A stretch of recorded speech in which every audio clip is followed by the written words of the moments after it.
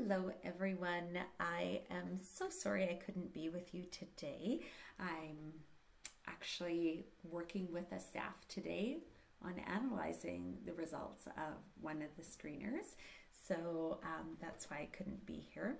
But I'm hoping to give you a quick overview of 3 different options to consider for your programs so that you can make an informed decision as you move forward. So I should begin by introducing myself. My name is Caroline Laps and I'm one of the elementary mathematics consultants within our division. And this would be a good place to pause if you need to scan the QR code or enter the bit.ly so that you can follow along. I do have some hyperlinks in the presentation, so that may be helpful for you. So let's dive in. So I have 3 objectives of what I want to share with you today. One is just a quick overview of 3 different tools that we use in our elementary classrooms to support gaining a good insight into our students' knowledge, skills, understandings, and going through them then from a lens of, would this be useful in a WIN program? What might some benefits be? What are some drawbacks? I'm going to share what I think. Hopefully you get a chance to share what you think as well, because your context is different than mine. And then engaging in that conversation, that critical exploration, digging into the actual test materials and having those conversations with your colleagues to see what the best next steps might be.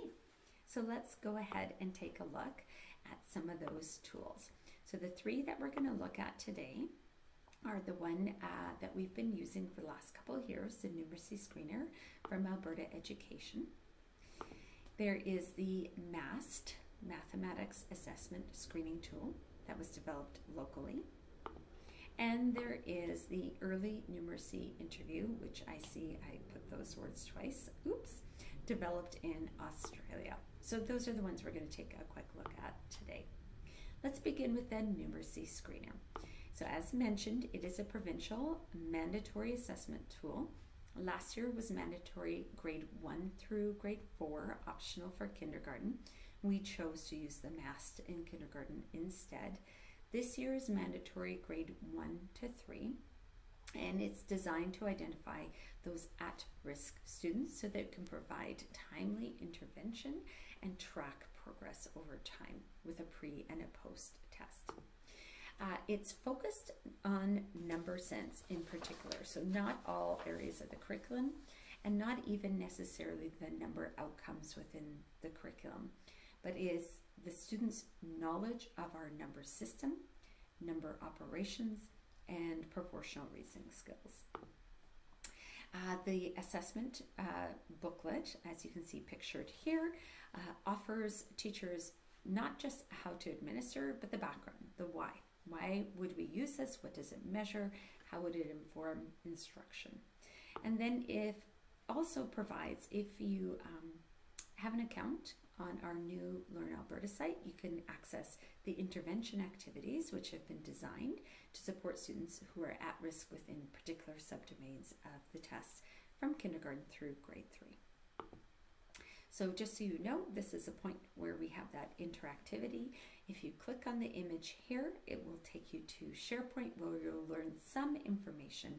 But in order to access the full information, you would need your teaching certificate number to create an account on the new Learn Alberta website to be able to access the full provincial assessment hub.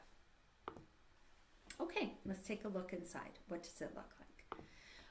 Inside, this is what the teacher background information looks like. So it gives you the what does it measure, why is it important, how can it help you, along with the materials and the timing. So pretty simple. This is a picture of the student booklet where you can see there would be an example, a couple practice questions, and then the opportunity for students to actually transcode oral numbers in this case into written numbers. And then there's the scoring guide, which gives you that individual profile for each student. So you take the results from the student booklet and put them here along with any observations that you may have. So this one could be administered to a whole group if the whole group were writing the same grade level. It does max out at grade 4, so something to keep in mind. Let's look at the MAST. So the MAST, as I mentioned, is a locally developed tool. I love that our teachers have been a part of this. They have helped with item writing, field testing, and every year teachers have the opportunity to give us feedback so that we can make it even better for the next year. It is aligned to the curriculum. Last year we implemented the new curriculum in kindergarten through grade 3. This year we're implementing grade 4 through 6, and as a result the MAST has to be written in grade 4 and 5 to align with that new curriculum. It is designed primarily for teachers, to give teachers that knowledge about where their students are when they come into their classroom in September. Hence the reason we're doing lots and lots of data analysis right now, so that they can really target the learning activities for students based on that analysis and support student success. And what we have on SharePoint is a really robust data analysis guide, along with our online assessment and this division dashboard that helps us to do a very deep analysis from a classroom perspective and individual student perspective. So you'll be able to find everything related to the MAST on our SharePoint because it is locally developed. So by clicking on this image, you'll go to our SharePoint and you can see everything that's there, including support from a professional development standpoint. Okay, let's look inside the MAST. So this is an inside look of grade 5 part A, just a couple questions. You can see that the operations aren't just basic facts, but also operations with multi-digits. Here's a look inside the MAST part B, which has those multiple choice style questions, which help to reveal what students understand conceptually, and how they're able to apply those to these problem-based questions. And this is a snapshot of what the analysis guide looks like. So item by item, how it connects to curriculum, and those questions you can ask yourself as you're analyzing student responses. So now on to the early numeracy interview. Again, you'll notice a trend. You will be able to click on this image in order to access the booklet. This one is different than the other two in that it's not at all designed to be administered to a group. This is a one-to-one interview. It's diagnostic in nature so that you get a picture of your students as you plan, before you plan your instructional moves. It's designed to reveal student thinking, so not just whether or not they get the correct answer, but the strategies they use to try and get there. And it goes across multiple domains. It is very hands-on. There's lots of hands-on activities. Some of it might be oral, and students, as participating through this, will be able to, when I've used it, sorry, I'm struggling for words right now. When I've used it, I find students actually enjoy doing the test items because of the hands-on nature. And one of my favorite parts is that it's kind of strengths-based. So it actually lets you know, once you analyze it, where the student is solid. What do they know really, really well? So this is their strength. And then, by correlation, what should they be doing next? So, what does it look like? This is just a snap from inside the administrator's booklet. Very prescriptive, so you don't have to think about how to say it. It tells you how to say it and what to do. So if a student's correct, then you might go on to the next item. If a student is incorrect, you might go to the next section of the test. And then on the recording sheet, you're recording their responses and notes that you might have, any observations you have, stopping where there are errors and moving on to the next section. At the end, when that section is complete, you can analyze to determine a growth point. These growth points do not correlate to age, they do not correlate to grade, just to a level. So say, for example, your student is solid at level 3, counting by ones, then you know that the next point of learning should be starting to skip count by 2s, 5s, and 10s, starting at 0. So great for informing instruction. Okay, so now pluses and minuses as I see it, and I hope that you're able to get some that maybe I've missed from your lens and your context and your experience.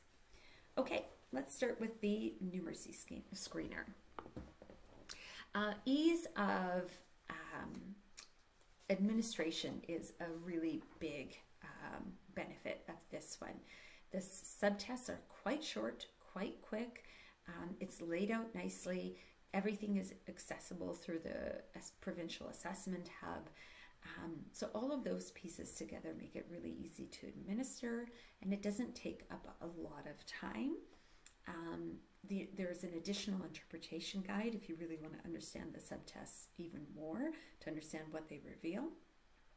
It gives you as a teacher an understanding of the students' underlying numeracy skills, and the intervention materials are quite beautiful in that there are intervention materials for every subtest, and those intervention materials are designed in a gradual release model.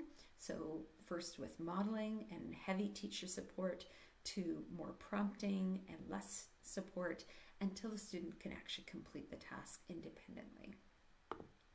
So what are some of the drawbacks? Well, it's design. It was never designed to be used in a program such as WIN. It was really designed to support us in this post-pandemic period, to discover who are our at-risk students, and to do that in an efficient manner so that we can provide supports to those students. It's normed for younger children, kindergarten through grade 4. It is not normed for WIN-aged students. It is not aligned to the curriculum, so it may be difficult to draw from their IPP goals related to the equipment or curriculum. And it may be difficult to just even decide, which one do I administer? Do I administer the grade 4? Does this student need the grade 2? It's hard to tell because there's no starting point. In our elementaries, it's designed to be given to all so that we just get that picture quickly of our class related to where they might typically be in that grade level. And the intervention materials would need to be adapted. It sometimes uses materials or prompts that are probably not age appropriate for WIN students. Okay, the MAST benefits aligned to the curriculum. It is only one of the 3 tools that I'm sharing with you today that is aligned to our curriculum in Alberta. It's formative, so it's designed to support instruction along those foundational outcomes. And even though these are outcomes for elementary, the outcomes often span through grades, moving into secondary as well. The format is also highly familiar. Students in grade 7, for example, would have just completed the grade 6 PATs, having a part A and a part B that has numerical response and multiple choice. So very, very similar, and would help identify those understandings and gaps in understanding. And because students can write directly in the test booklet, you can do additional analysis of what are they doing as they try to solve these operations and or these problems. Challenges.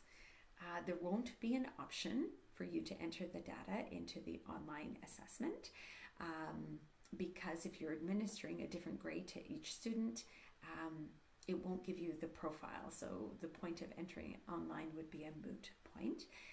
It's just like the numeracy screener. It's going to be difficult. Like, how do you know which one's appropriate for which students? It's not really diagnostic in nature. It's formative in nature. So it's assuming that the students have had the instruction and should have most of this content. Would not be able to administer to a whole class based on your diversity. And as such, it may be difficult to determine what I'm going to use as a goal on the IPP, because there might be many growth points for students based on the results of whichever MAST they would write. So on to the early numeracy interview. Let's think about the possible benefits. So it's very comprehensive. While not aligned to the curriculum, it has many components that are within our curriculum. So very close alignment, even if not written for our curriculum. You can get those individual profiles, the in-depth profiles that are strengths-based, based on those growth points. And those growth points would be perfect for setting those IPP goals. It can support students at their own level, and the time that you would spend conducting these one-on-one interviews would reveal so much to you about your learners, how they think, and the strategies they have at their fingertips. Drawbacks. I forgot to include in here, we would need to build kits. If we're going to go with this route, we would need to build kits so that you could administer it. It is designed for kindergarten to grade 4, not designed for this age group, so we may have to adapt the kits and some of the questions. However, there is a middle years interview, so that might be something to consider too. This one requires, I think, a little bit more training. It's not as intuitive as the other two in terms of administration, so we may have to look at some professional development for this. It is interview style, which means it's one-to-one, which means it's going to take more time.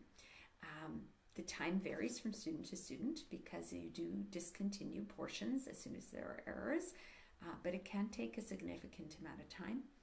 And then if you do use those growth points in your IPPs, you will likely have to re-administer to see if there is growth over time in order to share that with parents. Okay, so now we're getting into your turn. Time to think about what's going to work for you. If you're running out of time, this might be something that we could continue with next time or something you could do in between sessions. I suggest working with an elbow partner because it's always better to think with two brains instead of one. Or maybe you can divide it up and decide maybe some people are going to review the numeracy screener, some are going to review the MAST, some are going to review the interview, and then maybe come back to your next session with your thoughts, aside from the thoughts that I've shared with you today. If you have time, you could spend some time looking through these. Again, these are all hyperlinked in this presentation.